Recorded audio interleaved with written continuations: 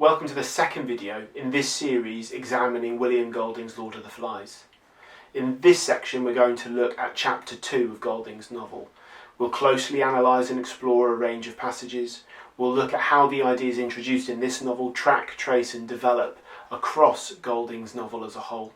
And we'll build on some of the exploration and ideas that we looked at in chapter 1, always thinking about this novel as an allegory with characters, events, actions and objects always being treated as symbols that hold a wider range of meaning. We'll build on those first questions of power we introduced in the first video by looking really closely at rules and order and what Golding has to say about those in this chapter of the novel.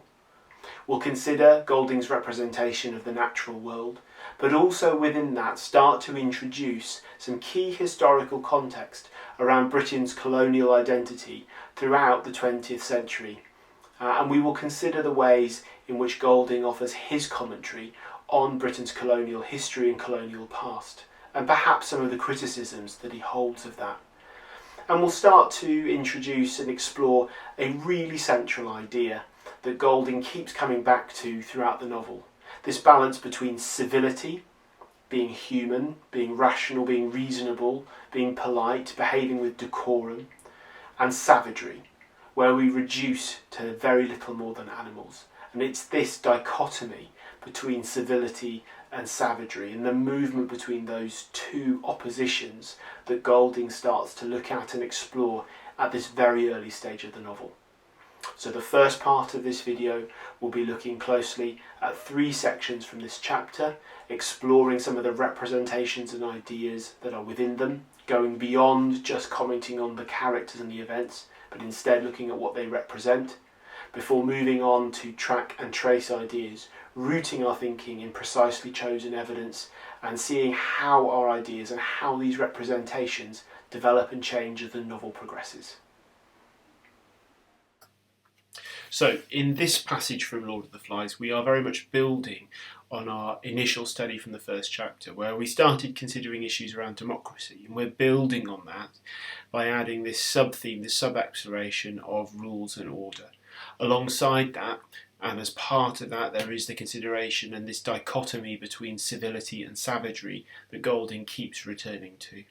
And finally, we start to see Golding introduce some exploration of representations of nature. So there is a sense here that we're looping back to the ideas from the first chapter, but we're building on them and we're building on our range of thinking around them.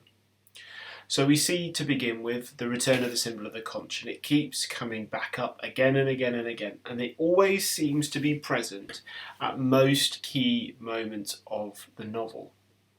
And indeed, as the novel progresses, it's more often ignored than it's used, and that connection between the conch and its presence and the boy's use of it at different stages of the novel perhaps suggests that democratic values, because that is what the conch represents, democracy, are fallible and frail. So fallible just means that they can easily fall down and fall apart.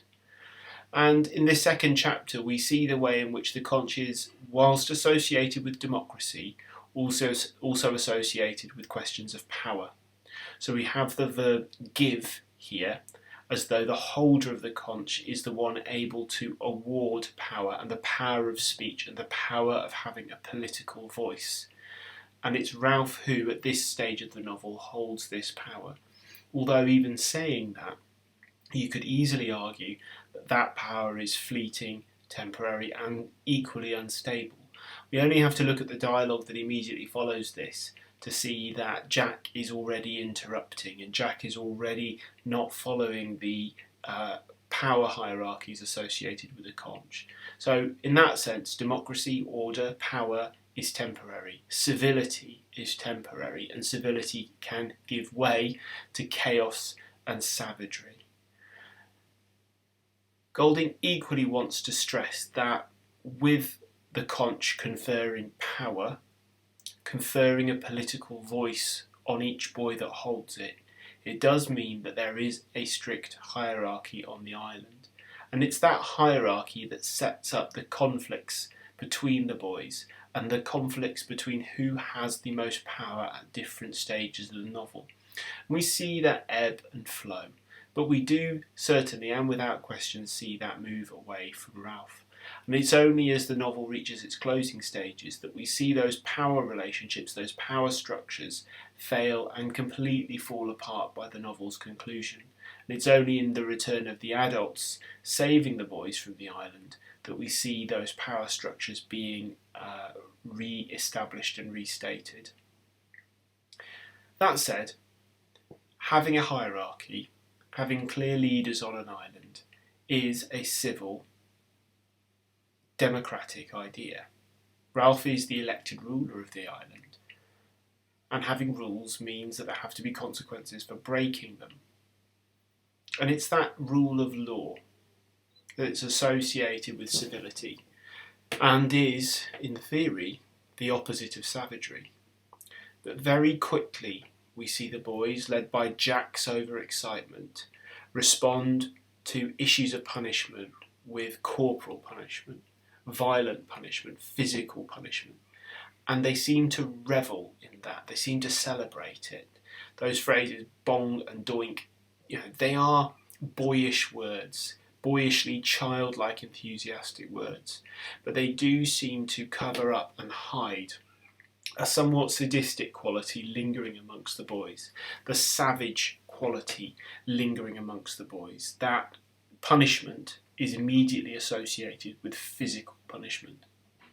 And perhaps we can argue that Golding is showing us that the savage nature of mankind is irrepressible, and it cannot be stopped, it cannot be interrupted.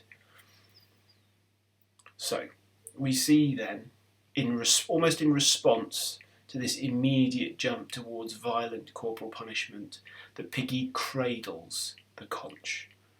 And if we take the conch as a representation of democracy, we can see here that democracy does seem to be, as it did in the opening chapter, to be vulnerable and frail. It seems to be able to be harmed and damaged. It needs to be protected. And it's important that it is Piggy, the one character with the intellect and ability to be able to protect it and to see it. But he's also the one character who could never be in a position to lead the boys on the island. So it's the character, it is the character associated with intellect and reason that is looking to protect the conch, is looking to protect democracy, democratic ideals, as well as some sense of hierarchy on the island. Of course, it's in Piggy's death at the end of the novel that sees those traits removed from the world of this novel, from the diegesis of this novel. Piggy's death removes intellect, removes reason, and is the final part of the structure and the governing structures of the island falling apart and falling into chaos and falling into total savagery. I think then it's important to note that he's immediately trying to protect Ralph. He points out with the verb hindering that Ralph is being prevented from leading the island, from highlighting the most important issues facing the boys. Piggy's also aware, therefore, of the democratic process, the requirement for leadership, and he's aware of the blocks that prevent a leader from taking action and ensuring the boys continue to make progress. But it's as this dialogue moves forward, we see evidence being presented, evidence and reason. And this is immediately and closely following from the boys revelling somewhat sadistically in physical punishment in response to actions and deeds. And it's only through evidence and reason that the boys are able to suspend that momentary violence and the revelling in that violence. And at that moment, as Piggy presents his evidence, he puts his glasses on.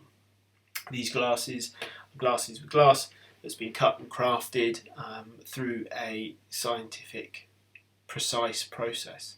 So not only is Piggy associated with democracy, with reason and with rationality, but his glasses also become a symbol for the value and importance of science. And it's significant, therefore, that Golding has him put them back on just as he's about to state that nobody knows where the boys are.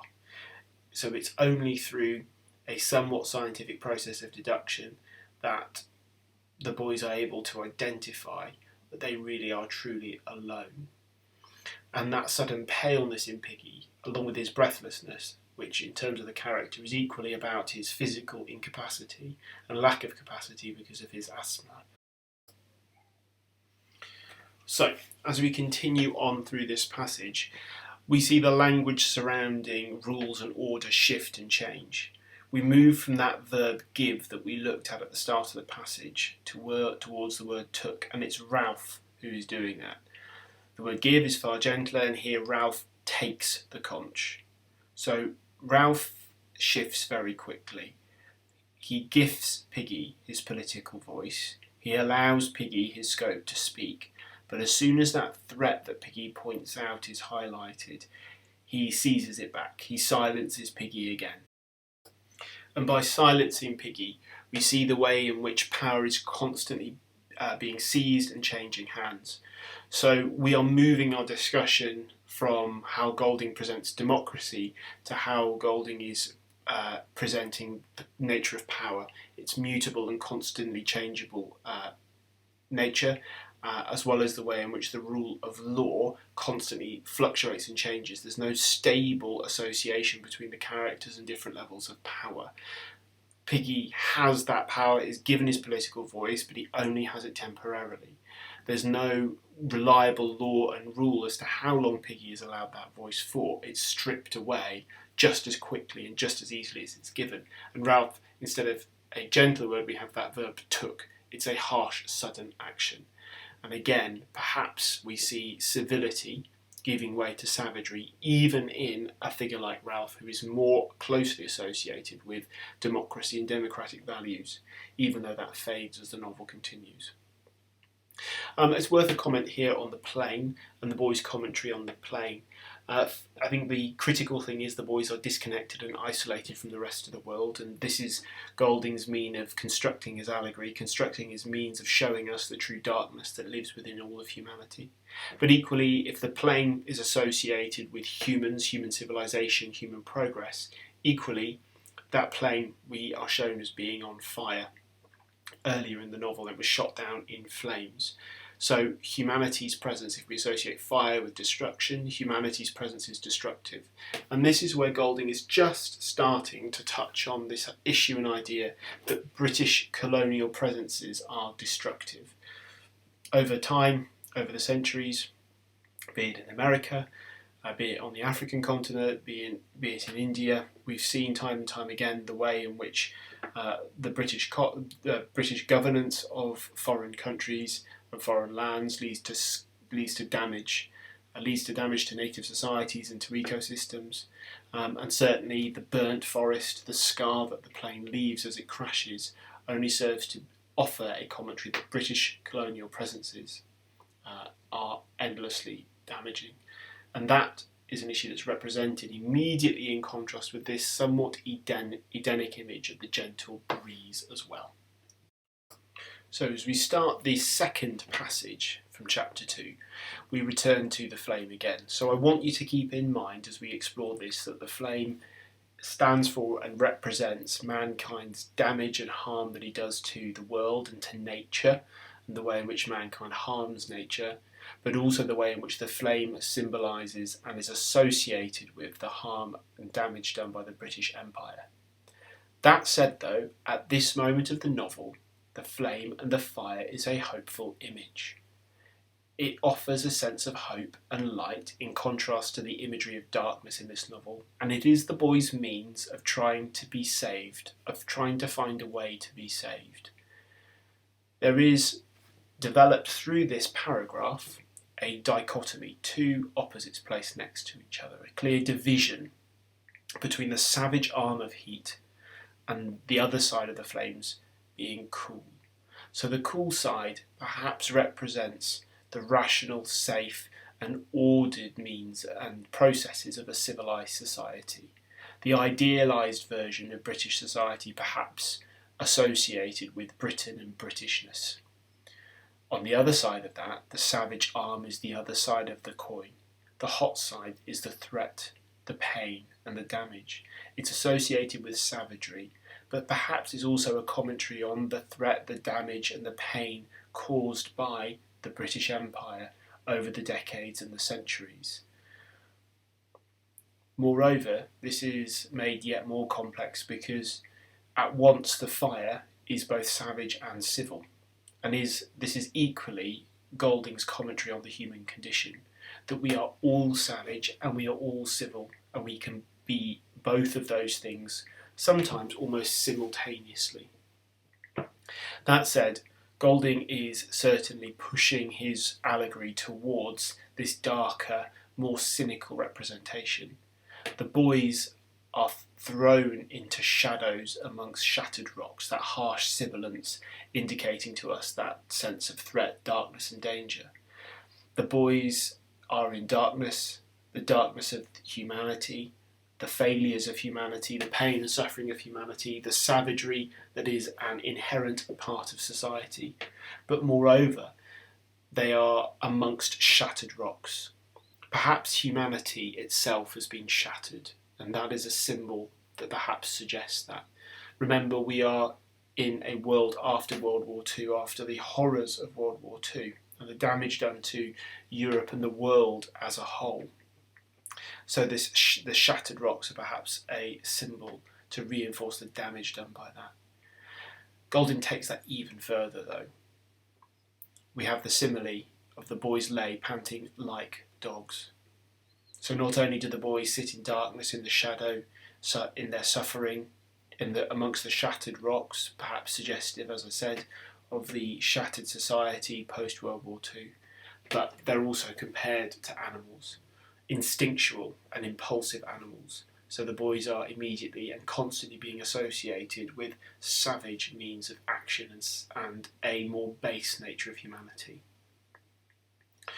Once again, Piggy offers the contrast. Piggy is the voice of reason and rationality. He highlights that the fire that they've made is of no use, that it won't save them. And this is again scientific reason, rationality, scientific evidence scientific evidence not being distracted by the superficial success. And it's significant that it's only Simon who agrees with him, because Simon is our truth speaker. Simon is our most perceptive character. Simon is the character who is prepared to offer a different point of view and argue against the boys and see things and state things that the other boys are unable to see and state. He is an outsider. Physically, he's very different to the other boys. He appears to be far weaker, somehow frail and ill. But he certainly sees beyond that immediately physically impressive fire. And equally, the fire that fails to give out any smoke is useless to the boys as well. And it's significant that in the same way that Piggy is killed later in the novel, Simon is also sacrificed later. So the figures who represent rationality and reason and perception in Piggy and Simon respectively are both removed from the novel. So scientific reason as well as the ability to perceive are both taken away. Once again, as I said earlier, the conch is always present, but here, even at this early stage of the novel, we see its power being questioned. The conch, says Jack, doesn't count on top of the mountain. So it's almost as though Jack is seeking a space for chaos, seeking a space without rule. It's already questioning the power of the conch, and therefore Golding is showing the way in which democracy is being placed under question, as though there are places where democracy shouldn't be. We have that in contrast, though, to the desire for more rules, an attempt to bring order to chaos and to bring about regulation and safety. So we have Jack and Ralph being placed in binary opposition to one another. And there is that conflict and contrast between Jack, who ultimately seeks to become a dictator, having no one to question him and no democratic process, whereas we have Ralph arguing for more rules, for more regulation to bring about order. And then, as we have here, we have this final agreement. So I agree with Ralph, we've got to have rules and obey them. After all, we're not savages, we're English, and English are the best at everything. And here we have Golding giving an example of what's referred to as English exceptionalism. So this is something, this is a sort of a trait where the English, and particularly the English, not the British, but the English believe that the rules of the rest of the world don't apply to them, that they are better, and that we as English people are better than the rest of the world. And this is a question that's placed right under the microscope in Golding's novel, because it highlights the idea that being English should be a protection according to traditional English values. And it's connected to these older issues of empire where British superiority was dominant, but actually Golding highlights that English exceptionalism is false, it is superficial, and it fails when it's faced with challenge and when it's faced with scenarios over which it has no control. So Golding really is highlighting that it is an idea and an ideal and an older tradition that fails in the face of challenge and threat, and true challenge and threat. And we have here again this word savage and the savages. So it appears again. It's this idea that the boys are trying to avoid savagery by regulating themselves, but can never truly escape it. So in this final section from chapter 2, we see Golding explore man's impact on the natural world, so coming to that wider theme in the novel of nature and the natural world. And in this section, man's impact is represented as destructive, as though it's consumptive, and as though it's murderous. So we want to hold in mind those associations with fire and what fire symbolises from earlier in this video. So this is really stressing the way in which fire is tightly associated with the impact of colonial rule. Colonial rule to indigenous people and the natural world was hugely destructive. It took the original and previous structures of the countries being colonised and it destroys them, takes them apart and repackages them. So in that sense, the forest is the indigenous world, it's the untouched world, it's the world unharmed by empire. And we see in this novel the way in which the fire destroys the forest and damages the forest, and that is an image that's expanded on and intensified in the final chapters of the novel. What's more, we see that once the fire has consumed the forest, it can't be replaced and repaired. So it means that the destruction becomes permanent. It can't be repaired, it can't be healed, and it can't be fixed. And in that sense then, Golding takes that idea and builds it very, very slowly in this chapter. It starts off as something that's small, and the fire itself is defined by its smallness, almost as though it's harmless, as though such change, such interaction, such manipulation, perhaps by the British Empire, has a minimal and a limited impact and has a limited spread.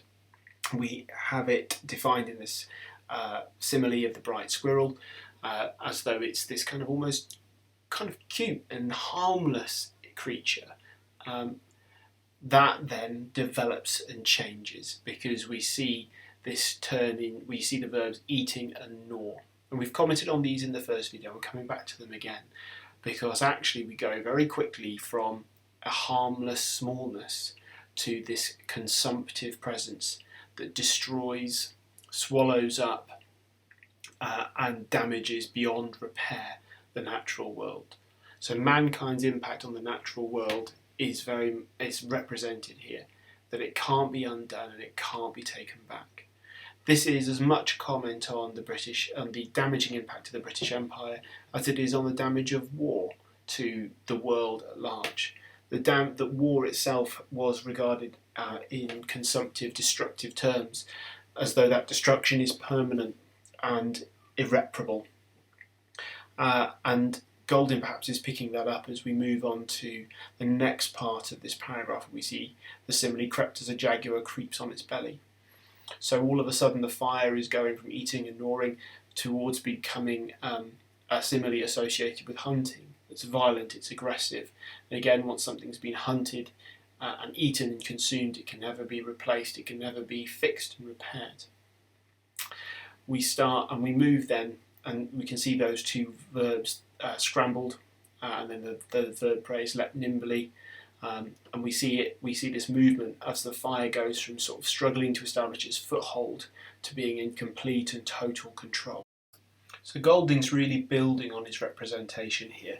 Yes, he's commenting on the nature of war and the damaging nature of World War II that's completely destroyed the West, the world, and the world order, and the world order as they recognise it at the time. But he's also continuing to reflect on the nature of empire, that it starts off small. It starts off with small invasions that establish very slowly, gain its foothold, that give way to total control and to the total cultural destruction of the native society that's being taken over. There is also that sense of cultural appropriation where an indigenous culture is being taken over. So we see all of that in this overall symbol of the flames and the fire that destroys, takes over and overwhelms the forest. That fire associated with mankind, with humanity, with the British boys. It takes over and destroys beyond repair the forest, the indigenous world of the island. Then we see that even Ralph looks down with knowledge and awe, and it made him savage. When he recognises that he has power, that level of power, he sees the amount of control that he can potentially have, and knowing that, it unlocks the savagery and reveals the savagery within him, the darkness that rests in every single person as far as Golding is concerned. If Ralph is made savage, it means that no one is accepted. All of humanity has this inner darkness and this inner savagery, the inner impulsivity and the potential to do harm in Golding's representation in this novel. By contrast, Piggy remains detached from that, remains detached from savagery. But we do see him as he looks down into the fire, him looking down into hell, and we see a religious semantic feel being introduced here. We see for the first time the damage being done by the boys being associated with hell, which preempts and predicts the presence of the Lord of the Flies through the pig's head later, that Simon in particular interacts with. And it's interesting that it's only Piggy and Simon who see this. Certainly though, we have in Golding's representation here the island moving from being Edenic and like a paradise towards being hellish. And perhaps this is Golding borrowing on the fall of man from the Bible, from a biblical influence. Perhaps this is Golding mimicking Genesis. And by including this reference to Genesis and including this reference to the Bible, we see and mark the boys, as well as all of mankind's, fall from innocence into this lapsed state, into this savagery. Golding is arguing through this reference and this transition from paradise to hell that our failures as humanity are inevitable, that mankind is inherently fallible and inherently flawed. And we see through the boys in this novel, in Golding's allegory, that transition happens very quickly, very suddenly. We see at the same time as Piggy identifying and looking down into what's described as hell, the metaphor around the conch comes back again. We see the conch being cradled. This is as though the conch is like a vulnerable child, as though democracy, order, law, civility itself is under threat and is easily taken away. And the questions of civility are fragile and easy to harm and easy to damage. So we should be able to see the progression through this chapter, through these three passages. The increasing sense of the boys' presence on the island is damaging and destructive. And again, we're reading that in two ways. It's both the damage and destruction caused by World War II, but also perhaps Golding's comment on the damage of empire. All the time coming back to these questions of rules and order, nature and civility versus savagery. So now we're going to track and trace Meaning's ideas across the novel. We're going to take three themes, take any of the themes that we've explored so far, and look closely and analyse and really take to pieces each quotation from each stage of the novel. So we take this first one. Jack held out his hand for the conch and stood up holding the delicate thing carefully in his sooty hands. So we have the conch's fragility stressed first of all through the adjective delicate, and we know ultimately later that it's shattered and destroyed and broken into 1,000 pieces. We also know that later it's taken, so we can really see that the conch and its symbolic representation of democracy is fragile, is easily destroyed, and it's in need of protection, much in the same way that democratic values needed to be placed under close protection through the actions taken in World War II. So that we have that established straight away. And actually that will let us really follow and track through the nature of evil and the human condition, as well as civility and savagery. That's particularly stressed through this image and the symbol of the sooty hands. So the conch is defined in these frail terms, but equally the conch is described as beautiful early in the first chapter. And Golding's taking that idea and building on it here and placing it in contrast with Jack's sooty hands. Soot is of course black, soot stains, and gives us that really strong juxtaposition between the beautiful fragile conch and the darkness of the soot on Jack's hands. So straight away these stains and the marks left by soot give us an indication and give us a warning of the darkness of man that's coming, as well as the stains of savagery that we see increasingly coming out during the course of the novel. And that's definitely and certainly in contrast to the beauty and the purity suggested by the presence of the conch. And again, you can go back to chapter 1 and look at the initial descriptions of the conch to really push that on and take that further forward. So we're going to take these ideas and follow through the nature of evil and the human condition and trace and track that through. We have that verb holding there, Jack holding it as though he's grasping onto it, and he's holding on to both that sense of democracy, but I think more significantly at that point really a sense of power. And we come to that verb cradled, which we've just explored, but we see the verbs are being associated with the conch are constantly shifting and changing, and more often than not highlighting the way in which the conch is under threat or being controlled or being wrestled around. So looking at the verbs and looking at the verbs being associated with the conch is a really important activity that you could do in order to track and trace meanings across the novel.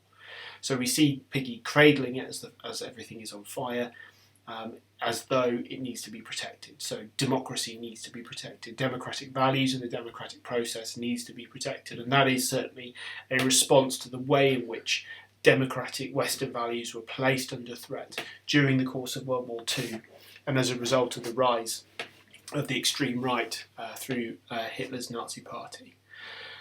Equally, it's Piggy who's doing that. And Piggy is the character who's able to see how tentative, how fallible those processes really are. So as we move through then, we see a desire to protect when democracy is placed under those threats. But later in the novel, in Beast from Water, Simon became inarticulate in his effort to express mankind's essential illness. So Simon, being the truth speaker, is the one who can state and see what's truly going on, who can really state and see the true nature of the boys. And we've already seen that in chapter 2. But equally here we see him become inarticulate. He's unable to speak. And it's only in the face of mankind's true darkness that he loses his access to speech. He loses his access to language. And by losing that access to language, we are being faced by the true nature of humanity's own darkness, and actually humanity's inherent evil just rests under the surface, that savagery that rests under the surface, and we see him lose that access to language. So by doing so, we see Golding really stress the way in which that savagery, the evil that's part of humanity and the human condition, can silence truth speakers and can strip away that civility that's associated with language and control over language. Moreover, that word illness is really central here. It's as though humanity itself is in need of a cure, is in need of healing in one way, shape or form. Perhaps a question and a consideration of the processes that Europe in particular, but the world at large certainly went through after World War II. We took, looking at civility and savagery as a second theme, again tracking and tracing. We can see that soot is this stain, this mark that's placed over the top of Jack's hands. But later in the novel, from the chapter Castle Rock, Golding takes that image and develops it and exemplifies it and intensifies it. It's only the hands that are covered in soot. But later on, when the savages appear, they were painted out of recognition. The boys no longer have their old identity. Their old identity has been painted over. The savagery has been brought to the fore. The savagery has become the thing that defines their identity. And they are no longer referred to as boys or Englishmen or British boys or anything like that. They are referred to only as savages by that later stage of the novel. Their old identities have been lost. They are no longer recognised as boys. They are only recognised as savages. But there is still the sense that some of this is superficial. Some of these are identities that can move and shift, because the idea of painting the face is this question of game and play. But equally, we see the boys in this fallen, disastrous state by the time we reach the end of the novel, hinted at in the earliest stages of the novel. So, we've got a central quotation, and we followed that through one theme, the nature of evil and the human condition. We've explored that across a pair of quotations, and we've explored each quotation closely, as well as tracking and tracing the changing meaning as the novel progresses for each theme. I've started that process with a second theme with you, where we've looked at civility and savagery, and we've gone to another quotation from a later stage in the novel. And I leave the third theme open to you to decide. Although if you need any further guidance with this, do look at the first video and the end of the first video for this exercise. But it's now your turn to track and trace these themes and ideas across the Lord of the Flies, starting in chapter 2 and moving on from there.